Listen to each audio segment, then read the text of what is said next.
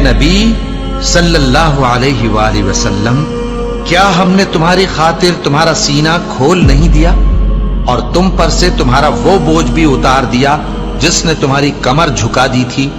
اور ہم نے تمہاری خاطر تمہارا ذکر بلند کیا۔ بس جو حکم تم کو اللہ کی طرف سے ملا ہے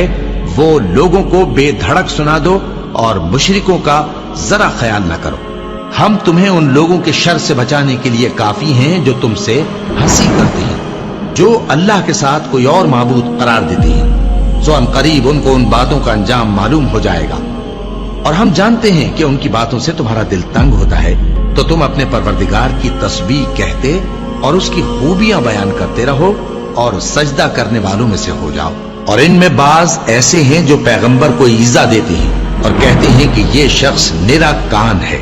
ان سے کہہ دو کہ وہ کان ہے تو تمہاری بھلائی کے لیے،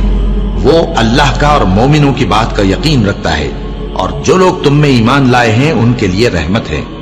اور جو لوگ اللہ کے رسول کو رنج پہنچاتے ہیں ان کے لیے عذاب علیم تیار ہے۔ جو لوگ اللہ اور اس کے رسول صلی اللہ علیہ وآلہ وسلم کی مخالفت کرتے ہیں وہ نہایت ذلیل ہوں گے۔